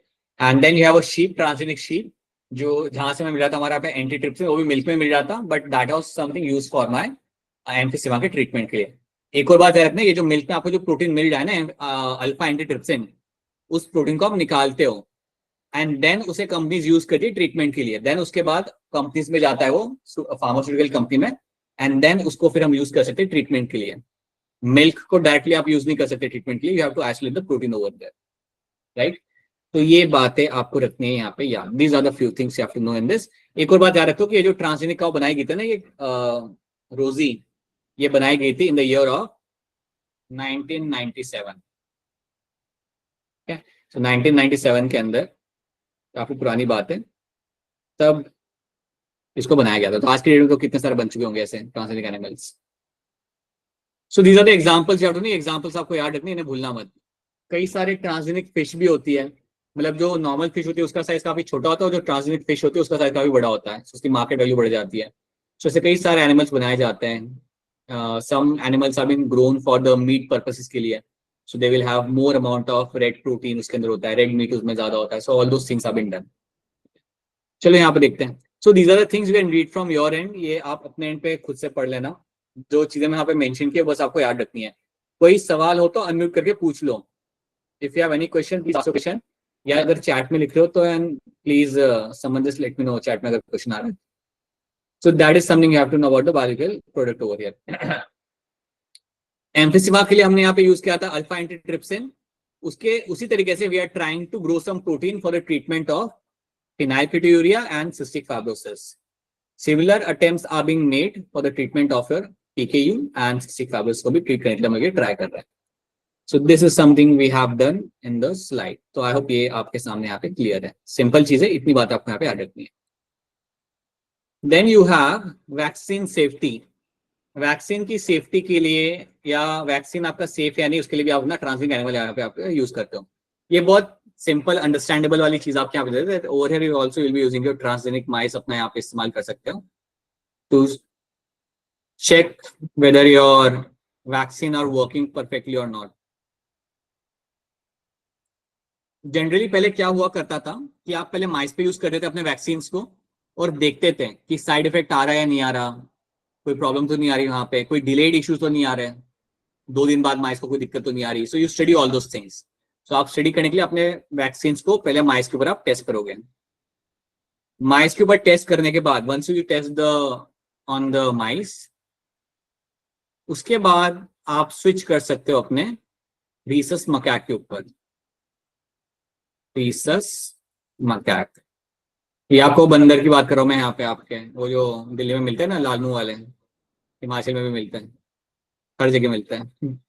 So those monkeys are the one जिसके ऊपर आपने टेस्टिंग फील्ड चेंज कर। Now you can move on to your rhesus macaque and then अगर उसके ऊपर अगर आपका सब कुछ सही रहा then they go for your human trial. उसके बाद आप करते हो अपना यहाँ पे ह्यूमन ट्रायल। सो ह्यूमन ट्रायल तक आते आते वक्त वो काफी लाइक सेफ हो ही जाता है, उसके ज्यादा इश्यूज नहीं रहते हैं। बट अभी आजकल क्या किया जा रहा है ना, people are trying to remove the rhesus macaque बीच में से। They are trying to create so many transgenic mice कि सब कुछ आप उन पे ही कर लो, सारी टेस्टिंग आप उस पर ही कर लो और वहां से फिर आप डायरेक्टली ह्यूमन पे आ जाओ। So people are trying to do that and in future it might happen कि आपको रीसस मकैक के ऊपर आपको करना ना पड़े टेस्टिंग, आप माइस के ऊपर करके आप अपना अच्छे से वहां पे इंश्योर करके कि वो सेफ है, you can move on to the human trial. तो फ्यूचर में ये होगा। अभी भी कई जगहों पे रीसस मकैक पे किया जाता है trial, but it is getting reduce comparatively. अब ये कम हो चुका है पहले के हिसाब से। ठीक है, तो ये चीज आपके यहाँ पे मेंशन की भी है। Transgenic mice are being developed for use in the testing the safety of the vaccine before they are used in the human beings. Transgenic mice are being used to test the safety of the polio vaccine या कोई भी अगर आपका vaccine हो, यहाँ पे सिर्फ example लिया हुआ है। If successful and found to be reliable, they could replace the use of the monkeys. They could replace the use of monkeys to test the safety of the batches of the vaccine. तो वही कोशिश की जा रही है कि अब सब लैब रैट भी करा जाए and you no longer use the monkeys to do the testing because you know monkey को हैंडल करना वो तो चलो एक बात होगी, उसको सस्टेन करना रखना everything is quite difficult over there. So you want to have a model which is small and can be handled. ठीक है, सो ये आप लोग सब करोगे ये सब चीजें जब आपका एमबीबीएस, अगर आप लाइफ साइंस में अगर आप एडमिशन ले रहे हो, अगर आप बायोटेक में भी जाते हो, अगर आप कोई दूसरे फील्ड में भी अगर आप जाते हो लाइफ साइंस की, देन आप सबको ये सब सिखाया जाएगा, हाउ टू हैंडल रैट्स, कैसे आप टेस्टिंग कर सकते हो उसके ऊपर, how you collect the blood sample, you learn everything over there. ठीक है, सो ये हमने यहाँ पे देख लिया। So these are the few things we have seen and the last thing is my chemical safety testing. अब केमिकल सेफ्टी टेस्टिंग में आपके यहाँ पे क्या किया जाता है, let's quickly understand this thing. यहाँ पे हम क्या करेंगे, केमिकल सेफ्टी टेस्टिंग के अंदर basically you make a transgenic animal, you make a transgenic let's say mice. आप यहाँ पे एक ट्रांसजेनिक माइस बनाओगे and that mice will be sensitive to certain chemicals, will be sensitive to certain chemicals.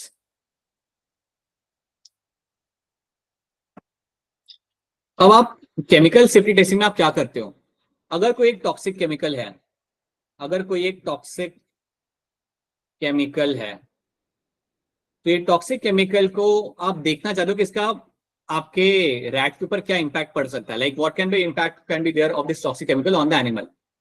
अब मैं आपको एग्जांपल देता हूं यहाँ पे कि समझो एक आप बना रहे हो पेस्टिसाइड, अगर आप एक पेस्टिसाइड अगर आप बना रहे हो अपने घर पे अपने लैब के अंदर, आप देखना चाहते हो कि अगर ये पेस्टिसाइड किसी के बॉडी में गया तो क्या इंपैक्ट होगा उसका, what can be the potential impact अगर ये पेस्टिसाइड अगर इकोसिस्टम में आके किसी पर्सन के बॉडी में गया तो क्या हो सकता है। तो इसको हम कहते हैं यहाँ पे एज अ सेफ्टी टेस्टिंग, एक टॉक्सिक केमिकल अगर किसी एनिमल के अंदर जाता है तो उसके इंपैक्ट वहां पे क्या हो सकते हैं।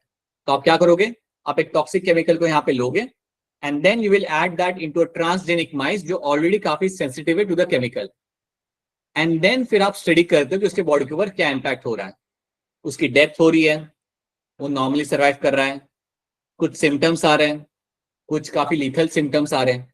So those things will help you understand कि आपका जो कंपाउंड है वो कितना लीथल है या लीथल है भी या नहीं. तो ये बात भी आपको यहाँ पे समझनी कि कई बार आपके टॉक्सिक चीजों की आपको चेकिंग करनी पड़ती है कि वो एनवायरमेंट में क्या इम्पैक्ट क्रिएट कर सकते हैं या वो ह्यूमंस के ऊपर क्या इम्पैक्ट क्रिएट कर सकते हैं. So to do that, and that is quite compulsory, and to do that you have to use the transgenic mice. आप transgenic mice का इस्तेमाल करके आप ये चीजों का यहाँ पे पता लगा सकते हो. तो ये बात भी आपको यहाँ पे समझनी है, and it's also quite important अगर आप बात करते हो इंसेक्टिसाइड पेस्टिसाइड की अगर आप बात करते हो and other things as well. You have to understand कि इनका क्या इम्पैक्ट हो सकता है ह्यूमंस के ऊपर, राइट. सो इसलिए इनका अमाउंट फिर वो लोग कम रखते हैं. They have to keep a very low amount, एक इतना लो अमाउंट जिससे कोई प्रॉब्लम क्रिएट नहीं होगी इकोसिस्टम के अंदर. सो ये आपको याद रखना है. सो यू क्रिएट सच माइस और फिर उसके ऊपर आप स्टडी कर सकते हो. सो इसे हम बोलेंगे यहाँ पे as a chemical safety testing. So ये आपके 5 रीजन है. These are the 5 advantages of using the transgenic animals. आपने केमिकल सेफ्टी टेस्टिंग कर ली, आपने यहाँ पे वैक्सीन की सेफ्टी आपने यहाँ पे देख ली, हमें जो चाहिए था बनाने के लिए प्रोडक्ट वो भी हमने यहाँ पे बना लिया using transgenic animals. Then we have also done what you call it as a study of disease. अलग अलग टाइप की बीमारियों को अगर हमें स्टडी करना है, so we can use the mice over there और transgenic animal. And then we have also understood अगर मुझे कोई नॉर्मल फिजियोलॉजी अगर समझनी है एक एंजाइम की या एक जीन की, तो भी मैं यहाँ पे समझ सकता हूँ using my transgenic animals. So these are the advantages you have to know in terms of using my transgenic animal, जो बहुत ज्यादा होता है. सो आज की डेट में इनके बगैर like these are the one which have been used for all kind of drug testing and everything. हर के लिए आप इनको यहाँ पे इस्तेमाल करते हैं, ठीक है. सो आप मुझे बताइए क्या लगता है आपको, हमें ट्रांसजेनिक एनिमल्स को यूज करना चाहिए या फिर डायरेक्ट ह्यूमंस के ऊपर करना चाहिए यूज? सर करना Use चाहिए उस सर transgenic यूज करना animals. चाहिए. सर डायरेक्ट ह्यूमन पे किया तो ह्यूमन सुपर ह्यूमन भी बन सकते. सुपर ह्यूमन तो नहीं बनेगा, लेस ह्यूमन बन जाएगा वो. Human who is not moving his limbs and arms, not breathing. These are the things you have to know. तो एक बार आप खुद से पढ़ लेना इस चीज को एंड पे. These are the things you find in the chemical safety testing. वो सिर्फ उसमें होता है, मूवीज में ही होता है कि स्पाइडर काटा, स्पाइडरमैन बन गए, वो कुछ रेडिएशन लग गया, हल्क बन गए, सिर्फ वहां पे होता है. यहाँ पे स्पाइडर वाइडर काट ले, एलर्जिक रिएक्शन हो जाए आपको अच्छा खासा. इंडिया में तो चलो नहीं होता ऐसा, कोई स्पाइडर है नहीं, पर हाँ बार बार काटे, everything will happen. Other than becoming a Spiderman, everything will happen. Alright, ठीक है. Let's talk about my ethical issues. अच्छा, कोई हैंड रेस करके बताएगा कि what do mean by ethical issues और यहाँ पे क्या चीज का हम यहाँ पे बात कर सकते हैं? Tell me someone raising your hand. Real life में बैटमैन बन सकते हैं मंकी के साथ पार्टी, और चलो चलो अभी नहीं, बाद में. हाँ बताओ एथिकल इश्यूज क्या होते हैं. Please someone raise your hand and tell me what are my ethical issues. बताइए तमन्ना क्या होता है ethical issues? Sir ethical issues जैसे लोगों के अंधविश्वास हो गए वैसे. नहीं नहीं नहीं, वो उसे हम कहते हैं सुपरस्टिशियस बिलीफ, वो अलग चीज होती है. Anyone else ethical issues? Try तो करो कोई. ये एथिकली सही नहीं है ऐसा कहा जाता है ना कि यार ये एथिकली सही नहीं है. No one. सर कि एनिमल्स का यूज नहीं करना चाहिए. क्यों नहीं करना चाहिए, वो तो हम कर रहे हैं अभी. Alright, anyone else? थोड़ा सा ऐसे कोई बताएगा? No one. अरे क्या बेटा कैसे चलेगा ये. सी एथिकल टर्म यहाँ पे आप समझो इसका मतलब यहाँ पे क्या होता है. Basically what you are trying to do here is, जब आप कोई चीज कर रहे हो it has to be done with certain parameters और I would say certain guidance आपको करना चाहिए, right. So there are also going to be some kind of ethical issues in terms of, अगर हम बात करते हैं हमारे पे ट्रांसजेनिक एनिमल्स के बारे में, सो वहां पे हमेशा आपके कुछ एथिकल इश्यूज आपके यहाँ पे आते हैं. क्या है ये ethical issues? Let's try to understand this thing. Let me give you example over there. मैं क्या आपको एक ब्रॉड एग्जांपल देके आपको यहाँ पे समझाता हूँ. अज्यूम करो कि आपके पास कुछ लैब रैट हैं. Assume that you have a lab rat, और अगर आपके पास लैब रैट है आपके पास वहां पे, देन आपको उन्हें काफी सही से ट्रीट करना होगा. इवन दो उन रैट्स पे आप कर रहे हो experiment, even then you have to treat them in a certain way. आपको उन्हें एक सही एनवायरनमेंट पे आपको रखना है, उनके एंक्लोजर्स बड़े होने चाहिए, खाना टाइम टू टाइम उन्हें मिलना चाहिए. So these are the all the things you have to do. Even though अगर आप उनके ऊपर कोई एक्सपेरिमेंट कर रहे हो, you have to keep them in a certain way. Similarly अगर आपको किसी लैब रैट को मारने की जरूरत पड़ती है, समझो उसके आपको स्टडी करना है कि उसके लिवर के अंदर क्या चेंजेस आए थे, if you want to study its liver की क्या मैंने जो डोज दिया था उस डोज के जैसे लिवर के ऊपर क्या इफेक्ट हुआ है, अगर आपको ये देखना है और उसके लिए अगर आपको लैब रैट को मारना पड़ेगा, then you have to kill the rat in the ethical way. मतलब उसको आपको बहुत सही तरीके से मारना है कि उसको like it should be a painless death, right. So there are some ethical issues which actually tells us that कुछ चीजों को आपको there are some concerns, ethical issues are more like a concerns, जहां पे आपको कुछ चीजों का ध्यान रखना पड़ता है while doing certain things, right. हम कई बार कहते हैं ना कि यार इसको ऐसे नहीं करना चाहिए, एथिकली गलत था, मतलब मॉरल स्केल पे वो चीज आपके यहाँ पे गलत थी जो आप वहां पे कर रहे थे। सो आपको मॉरल ग्राउंड पे भी इन सब चीजों का आपको ध्यान रखना पड़ता है। सो इवन तो अगर आप लैब रैट्स को ग्रो कर रहे हो अपने काम के लिए, you have to ensure that कि आप उनके साथ एथिकली बिहेव करोगे जब तक आप उन्हें पाल रहे हो, and even when you are killing them you have to kill them in a way that it is going to be a peaceful painless death, right. अब यहाँ पे होता क्या है, right, moral principles, right. So moral principle आपके यहाँ पे आगे आते हैं। तो यहाँ पे है क्या ना, कुछ आपकी ऐसे कम्युनिटी है और वो कम्युनिटी का काम ये होता है, they have a concern, they have a strong concern, so they have some ethical concerns over here. So कुछ आपके यहाँ पे स्ट्रॉन्ग कम्युनिटीज आपके यहाँ पे होते हैं, उनके कुछ यहाँ पे एथिकल कंसर्न्स है। एथिकल कंसर्न्स किस चीज को लेके हैं यहाँ पे, इन terms of my transgenic animals, in terms of my transgenic animals and plants. अब एथिकल कंसर्न रेज कौन कर रहा है, एक स्मॉल ग्रुप ऑफ कम्युनिटी होती है जिनको ये कंसर्न्स रहेंगे, विच इज वेरी अंडरस्टैंडेबल। मैं अगर आपको यहाँ पे एक एग्जांपल दूं, करोगे मैं आपको एग्जांपल दूं जिससे आप रिलेट कर पाओगे। आपने सुना होगा एक आपका ग्रुप है पीटा नाम का, सुना नहीं सुना? किसी सर ने कहीं सुना? तो सुना था। पीटा इज एक्चुअली एनजीओ, एक ग्लोबल एनजीओ है आपका जो एनिमल वेलफेयर के लिए काम करता है। They protect the animal from, they avoid, like they ensure that there is no kind of cruelty done towards the animals, and they're very active throughout the world. So animal cruelty के against ये लोग अपना काम करते हैं, and they help in the welfare of the animals के welfare के लिए ये लोग काम करते हैं, चाहे डोमेस्टिकेटेड हो या लैब के एनिमल्स हो, ठीक है। तो ये काफी फेमस ग्रुप है, एंड इनके भी कंसर्न्स यही है जो मैं अभी आपके सामने शेयर करूंगा। So ऐसे कई सारे ऐसे कम्युनिटीज हैं इनके कंसर्न्स होते हैं। क्या कंसर्न इनके यहाँ पे, इनका कंसर्न यहाँ पे ये है कि जो एनिमल्स हम यहाँ पे यूज कर रहे हैं, हमारे ट्रांसजेनिक एनिमल्स जो हम बना रहे हैं यहाँ पे, they undergo immense pain and suffering. So one of the concern is my, they undergo immense pain and suffering. So these people are actually against the field of biotech. Basically, these people are against the use of genetically modified crops and animals. So उनका ये यहाँ पे कहना था कि the animals undergo immense pain and suffering, and that is something which is not right, जो सही नहीं है, ठीक है। ये चीज इनके यहाँ पे कहनी थी। दूसरी चीज इनका यहाँ पे ये कहना था that आज की डेट में आपने इन एनिमल्स को यूज किया है अपने मतलब के लिए, so you have actually given them a status of a factory. So animals have a mere status of a factory. They have a mere status of factory. आज की डेट में अगर मैं रोजी काउ जैसी बहुत सारी काउस बना रहा हूं मेरे फायदे के लिए, तो मैंने एक एनिमल की लाइफ को अपने फायदे के लिए यूज करना यहाँ पे चालू किया है। So I am giving them a status of a factory which is actually ethically wrong. आप ग्रो ही अपने एनिमल को, एक लिविंग बीइंग को कर रहे हो ताकि आपको फायदा मिले वहां पे। सो उनके हिसाब से ये चीज भी काफी गलत है यहाँ पे। So that is going to be a second thing they have mentioned, that giving them a mere status of a factory is a wrong thing.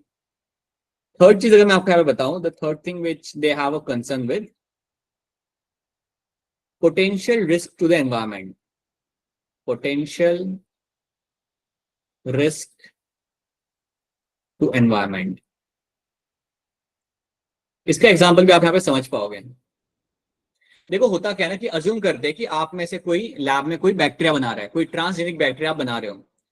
अगर वो ट्रांसजेनिक बैक्टीरिया आपके लैब से निकल गया और अगर एनवायरमेंट के अंदर चला गया, आपको कोई आइडिया नहीं कि उसका इम्पैक्ट क्या होगा। You have no clue what kind of impact it can have on the ecosystem. ऐसे ही अगर आप कोई ट्रांसजेनिक प्लांट बना रहे हो, अगर आप कोई ट्रांसजेनिक वायरस बना रहे हो, अगर वो आपके लैब से बाहर चला गया, यू हैव नो क्लू कि वो क्या प्रॉब्लम क्रिएट कर सकता है आपके इकोसिस्टम के अंदर। चाहे वो इतना स्ट्रांग होगा कि वो जाके डिजीज कॉज करे, चाहे वो ऐसा कोई बैक्टीरिया स्ट्रेन होगा जो जाके दूसरे एनिमल्स को खत्म करना चालू करें। So you have no clue about that. So this always a potential risk कि आपका जो ट्रांसजेनिक ऑर्गेनिज्म है that might go in the environment and can damage the ecosystem. इसका सबसे बड़ी एग्जांपल आपको यहाँ पे अगर आपको याद होगा तो जब कोविड हुआ था तो एक न्यूज आती थी कि वुहान लैब से एक वायरस का स्ट्रेन रिलीज हो चुका है, that has been your covid वाला, and because of that the world is suffering right now. So ये काफी ज्यादा आता था. आई थिंक आपने पढ़ा होगा, सुना होगा कि वुहान के लैब से आपका there has been a mishandling of the strain of virus and वहां से वो ओरिजिनेट हुआ है, राइट? तो ऐसा कभी भी हो सकता है किसी भी आपके ट्रांसजेनिक वायरस के साथ या ट्रांसजेनिक बैक्टीरिया के साथ, ऐसा कभी भी आपका हो सकता है, and you can find that can be very problematic. So वो हमेशा आपके लिए कंसर्न बना रहता है, ठीक है? और जो चौथी चीज मैं आपको यहाँ पे मेंशन करना चाहूंगा, the fourth thing can B over here is that the integrity of the species is lost. The integrity of species is lost. इसको मैं आपको यहाँ पे समझाता हूं. अगर मैंने एक ट्रांसजेनिक प्लांट बनाया, अगर मैंने कॉटन को बीटी कॉटन बना दिया, तो जो ओरिजिनल स्पीशीज थी वो तो गई ना मेरी वहां से. It is no longer original species. वो तो मेरा एक जेनेटिकली मॉडिफाइड प्लांट बन चुका है मेरा वहां पे. सो यहाँ पे वही वो लोग कह रहे हैं यहाँ पे कि the integrity of the species is lost once you start making such kind of plants and animals. आपने सारे, अब अगर आपके सारे बीटी कॉटन वाले प्लांट अगर आपके बन गए, अगर आपका सबको आपने कन्वर्ट कर दिया बीटी कॉटन के अंदर, तो आपका जो मेन ऑर्गेनिक जो कॉटन का प्लांट था वो तो गया ना, वो स्पीशीज तो आपकी गई वहां से. So that has also been a concern over there. तो यहाँ पे आप कंसर्न समझो कि एक कमेटी है, उनके कई सारे यहाँ पे कंसर्न्स हैं. एक है कि एनिमल्स को इमेंस पेन एंड सफरिंग हो रहा है. You have given them a mere status of a factory, उन्हें आप फैक्ट्री की तरह यूज कर रहे हो अपने प्रोडक्ट बनाने के लिए. पोटेंशियल रिस्क है फ्यूचर के अंदर that some virus strain will go out in the future and और some bacterial strain can have an impact on the environment. जो ये हो भी सकता है, काफी लाइकली चांस है. And the integrity of the species is lost. वो हम यहाँ पे खो चुके हैं. तो ये सब चीजें हैं यहाँ पे कंसर्न. तो इसलिए क्योंकि आपके सारे इतने सारे कंसर्न और कई सारे कंसर्न वैलिड भी है, अंडरस्टैंड दिस थिंग, कई सारे कंसर्न जो आपके यहाँ पे they are very very very valid, right? You can find certain things happening in the environment, they can actually happen. So इसलिए क्या किया गया है, you have one community over here. एक आपके यहाँ पे कम्युनिटी है and that community is called as my GEAC, genetic engineering approval committee. अब ये जो कमेटी आपके सामने, ये आपकी क्या करी यहाँ पे, let's try to see that, which will make decisions regarding the validity of a genetically modified research. पहले आप इतना स्ट्रेट आप यहाँ पे समझो. अज्यूम करते हैं कि लेट्स से अंशिका एक जेनेटिकली मॉडिफाइड क्रॉप बना रही है. अंशिका डिसाइड करती है कि असाइनमेंट तो बाद में भी कर सकते हैं, एक क्रॉप बना लेते हैं हम पहले यहाँ पे. And she decides to make a genetically modified crop, right? तो उसको JEAC से परमिशन लेना पड़ेगा. She needs to have a approval from them. Approval किस बात का, कि वो जो बना रही है वो कितने काम का होगा, क्या क्रॉप है वो, उसका क्या फायदा होगा, आप कैसे बना रहे हो उस क्रॉप को, क्या क्रॉप बनाने से कोई डैमेज हो सकता है क्या इकोसिस्टम को, राइट? तो ये सारे अप्रूवल उसे वहां पे लेने पड़ेंगे and then she can go with the research. देन वो अपने यहाँ पे रिसर्च कर सकते हैं अपने क्रॉप बनाने के लिए. उसके पहले वो स्टार्ट नहीं कर सकती. So she needs to have a permission from the JEAC, right? And then she can start with this research जहाँ पे वो अपना क्रॉप बनाना वहाँ पे चालू कर सकती है. Without them you cannot start the thing, right? और कोई भी ये सब चीज अपने मजे के लिए नहीं करता. ये ऐसा कोई हॉबी तो है नहीं, राइट? कि चलिए मैं आज क्रॉप बनाता हूँ, कल उठ के मैं ट्रांसजेनिक गाय बनाऊंगा वापस से, right? You do it with the certain approval and that is something you will get from here. Second आपका अप्रूवल यहाँ पे क्या चाहिए होता है, the safety of the introduction of genetically modified organism to the public services. तो पहला approval आपको चाहिए होता है कि आप जो कर रहे हो वो आप क्यों कर रहे हो. और एक बार आपने वो कर लिया, then you also have to ensure that कि इसकी सेफ्टी रहेगी जब आप इसको यूज करोगे आपके नॉर्मल लोगों के लिए या पब्लिक सर्विस में. जब इस क्रॉप को आप यूज करोगे it won't impact the ecosystem. तो इस चीज का भी ध्यान रखा जाता है यहाँ पे कि जो आपने बनाया है it won't have a bad impact on the ecosystem और the other organisms. That is something which is being taken into account, right? जब आपको ये दोनों अप्रूवल मिलते हैं then you can actually have your transgenic plant और animal is been form. तो ये सब आपका कंट्रोल करता है आपका जेनेटिक इंजीनियरिंग अप्रूवल कमेटी. ये इंडिया की अलग से कमेटी है और ये बनाई इसलिए गई है because people had this concerns, क्योंकि आपके एथिकल टीम के कई सारे कंसर्न्स थे और उसको ही फुलफिल करने के लिए ये सब यहाँ पे किया गया. आप जब अपने कॉलेज में जाओगे ना और जब आप लैब राइट्स पे काम करोगे आपको रियलाइज होगा कि उनका आपको बहुत मेंटेन करना पड़ता है. अगर समझो एक मैंने बैच मंगवाया लैब रैट का अपने एक्सपेरिमेंट के लिए, और अगर मैंने कुछ गड़बड़ की और अगर उनकी वहां पे डेथ हो गई, देन मैं वापस दूसरा बैच नहीं मंगवा सकता। इतना इजीली आपको दूसरा बैच आपको नहीं मिलेगा। सो जब भी आप एक बैच मंगवाते हो एक सर्टेन लैब से, so you need to give them reasons why you need this much number of lab rats, कब तक आप यूज करोगे, and what is the purpose of your research. आपने मंगवा लिया, आपने कुछ गड़बड़ की, उनकी डेथ हो गई वहां पे, then it's very very very difficult to get a next batch, unless and until कुछ जेन्युइन अगर आपका वहां पे कुछ हुआ हो, then that's a different thing, और else you won't get a next batch. So ये सब चीजों का इस तरीके से ध्यान रखा जाता है। और आपकी लैब के अंदर हर साल एक विजिट की जाएगी एक कम्युनिटी के द्वारा, which will actually come and see कि आपने अपने एनिमल्स को कैसे मेंटेन करके रखा हुआ है। अगर आपके एनिमल्स को आपने सही से मेंटेन नहीं करा हुआ, देन आपका लाइसेंस जा सकता है, and you might not get the funding, and you might not get the further more resources for doing your research. तो ये सब कराता है, which is a good thing. ये एक बहुत सही चीज है। इसी तरीके से ही तो आप अपने एनिमल्स की वैल्यू आप करोगे, या इसी तरीके से तो अपने एनिमल्स का आप वहां पे ध्यान रखोगे। So that is something visible in that. ठीक है। So I hope ethical issues वाला टर्म आप सबको यहाँ पे समझ आ रहा है। Is this thing clear to all of you? Yes, sir. Yes, sir. तो ये याद रखना, and you should be able to be, you should also understand all this things very clearly, right? अब हम समझते हैं हमारे यहाँ पे एक term, that is my bio patent. क्या होता है मेरे यहाँ पे बायो पेटेंट, और इसमें से मुझे क्या मुझे यहाँ पे फायदा मिलता है? Let's try to see this. Need to be worthy की क्या है? चलो क्या क्या लिखा हुआ है यहाँ पे? एथिकल मींस जिसको फांसी होने वाली होती है उन पे भी तो कर सकते हैं, मरना तो है। ऐसे नहीं होता, ऐसे नहीं, that's not how it works, right?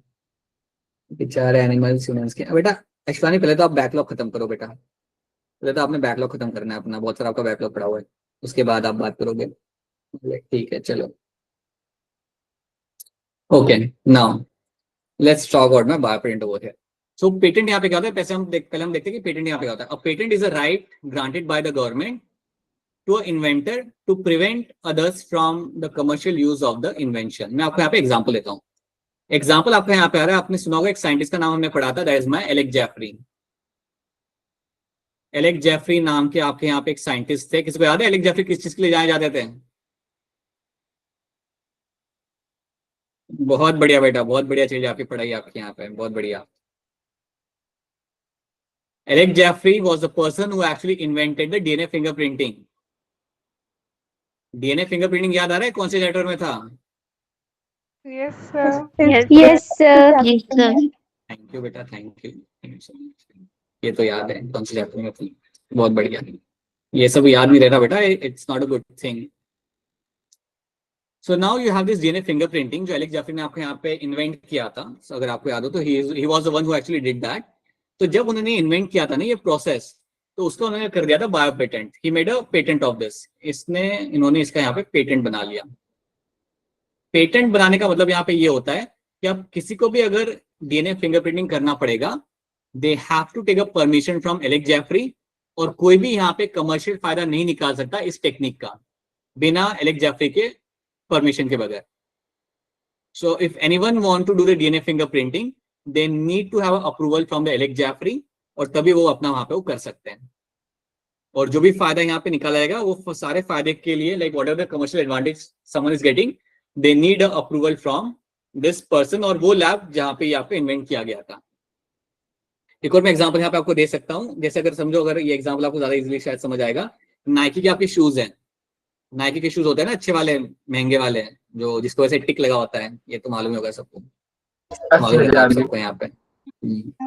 तो अगर मुझे अपनी खुद की दुकान खोलनी है, मैं भी प्लान करता हूँ कि मैं भी नाइकी के शूज भेजूंगा, राइट? शाम को क्लास हो जाती है मेरी या क्लास के पहले आई वाज आल्सो नाइकी के शूज, तो मैं अपने शूज लाता हूँ, उसके ऊपर टिक लगाना चालू करता हूँ और मैं सेल करना चालू करता हूँ। I can not do that. मैं नाइकी का बोर्ड लगा के अगर मैं बेचना चालू करूँ, I can not do that. क्यों? Because you have some rights which belongs to Nike company, और मैं बिना उनके परमिशन के मैं नहीं कर सकता। अगर मुझे अपनी खुद की नाइकी के स्टोर अगर ओपन करना है, I need to have approval from them, I need to take a franchisee of Nike, और तब मैं खोल सकता हूँ। और उसमें भी क्या होगा, जो मुझे नाइकी के शूज आएंगे ओरिजिनल वाले, वो उनके वेयर हाउस से आएंगे, and then I can do that. ऐसे खुद से मैं नहीं खोल सकता कि मैं भी करता हूँ नाइकी का शूज का shop open, I can not do that. So वैसे ही आपका यहाँ पे पेटेंट की बात हो रही है। अगर आप कोई चीज बनाते हो, कोई डिस्कवर करते हो, तो आपने एक बार पेटेंट कर दिया उसका, so you are the one who will be like उसका जिसके अप्रूवल की जरूरत होगी, then that can be use for other purposes के लिए, like you will the person who actually owns that thing. You can have a same example for your McDonald's or Pizza Hut. You need approval from the main branch, and then then only you can have your own franchise over there, right? So similarly, it's been done for my bio patent. So अब देखो इस definition को वापस से यहाँ पे. A patent is a right granted by a government to an inventor to prevent others from commercial use of the invention. ताकि कोई दूसरा इंसान आपके इन्वेंशन का कमर्शियल फायदा ना उठा सके. और जब हम ये सेम चीज करते हैं बायोलॉजिकल रिसोर्सेज के साथ, तो उसे हम बोलते हैं आप एज अ बायो पेटेंट. अब मैं ऐसी क्या चीज है जिसके मैं पेटेंट बना सकता हूँ in the field of biology, what are the things I can make a patent of. तो मैं आपको यहाँ पे एग्जांपल देता हूँ. You can have a example of something like your strain of microorganisms, strain of microorganisms. समझो अगर मैंने कोई ट्रांसजेनिक माइक्रो ऑर्गेनिज्म मैंने बनाया है, समझो मैंने ट्रांसजेनिक बैक्टीरिया बनाया है, तो उसका मैं बायो पेटेंट कर सकता हूं. I can say that this is a bio patent which belongs to me. अगर किसी को ये माइक्रोब्स यूज करने हैं, then the permission will go through me. Simple. So that is one thing. Second thing is going to be, अगर मैं आपको example दूं, you can create number of genetically modified crops, और उसका मैं बायो पेटेंट बना सकता हूं. अगर समझो यहाँ पे अगर मैं कोई क्रॉप बनाता हूँ which is a modified crop, genetically modified crop, तो मैं उसका बायो पेटेंट बना लूंगा, ताकि उसका इस्तेमाल करने के लिए या ऐसा कोई प्लांट बनाने के पहले they have to take a permission from me. Third thing can be your biotech procedures. तीसरा एग्जांपल आपके यहाँ पे लग सकता है, आपके यहाँ पे बायोटेक के प्रोसीजर्स. जैसे आप देख पा रहे हो ना, जैसे आपके यहाँ पे डीएनए फिंगरप्रिंटिंग है, दैट्स अ प्रोसीजर है ना, that's one of the procedure over there. इसका भी आप बायो पेटेंट बना सकते हो. एक और एग्जांपल अगर आपको यहाँ पे दूं, you can make a bio patent of recombinant DNA. समझो अगर अभिषेक कोई रिकॉम्बिनेंट डीएनए बनाता है, तो क्या करेगा, पहले वो बना लेगा उसका पेटेंट. उसको डर रहेगा कि किसी ने इसे यूज कर लिया तो, राइट. मैं यहाँ पे नीट की तैयारी कर रहा हूँ, लोग उसका इस्तेमाल कर रहे हैं and gaining commercial benefit, so he will make a bio patent of that thing. तो ये सब आपको याद रखना है कि बायो पेटेंट आप किस किस चीजों का आप यहाँ पे बना सकते हो.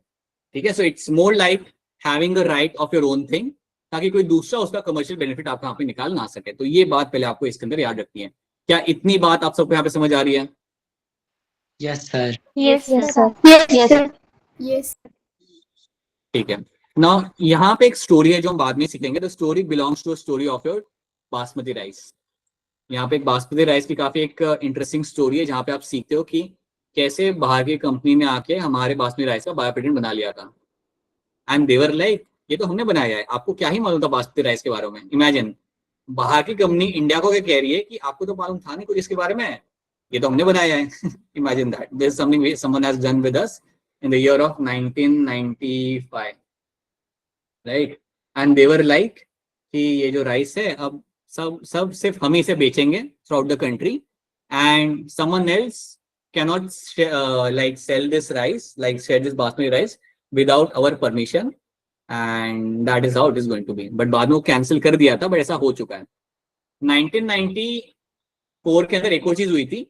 टर्मरिक आपको मालूम है ना, हल्दी जो आपका होता है, yes turmeric sir. Is known for wound healing. Wound healing आप जानते हो ना, वो जख्म को ठीक करने के लिए काफी महत्वपूर्ण रोल प्ले करता है. तो एक फॉरेन की कंट्री ने ये भी बायो पेटेंट बना लिया कि turmeric has a potential of wound healing, and now will be using this trait through out the world.